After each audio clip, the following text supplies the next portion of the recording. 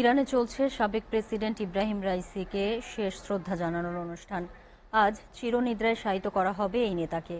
এবার রাইসির লাশ সর্বজনের শ্রদ্ধা জানানোর জন্য নেওয়া হয়েছে দক্ষিণ খোরাসান প্রদেশে। ইরানের সংসদে দক্ষিণ খোরাসানের মানুষেরই প্রতিনিধিত্ব করতেন রাইসি।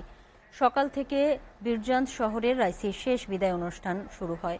ইরানের স্বরাষ্ট্রমন্ত্রী উপস্থিত রয়েছেন এই অনুষ্ঠানে। খোরাসান ছাড়াও অন্যান্য প্রদেশের ইরানি বাসিন্দারাও অংশ নিয়েছেন রাইসির শ্রদ্ধা জ্ঞাপন অনুষ্ঠানে। আজই তাকে নিজের জন্ম শহরে সমাহিত করা হবে। গত শনিবার আজারবাইজান সফরে গিয়েছিলেন প্রেসিডেন্ট রাইসি। দেশটির প্রেসিডেন্ট ইলহাম আলিয়েভের সঙ্গে তিনি দুদেশের যৌথভাবে নির্মিত একটি বাঁধ উদ্বোধন করেছিলেন। ফেরার পথে পূর্ব আজারবাইজানের জোলফা এলাকার কাছে দুর্গম পাহাড়ে রাইসিকে বহনকারী বেল 212 মডেলের মার্কিন হেলিকপ্টারটি বিধ্বস্ত হয়।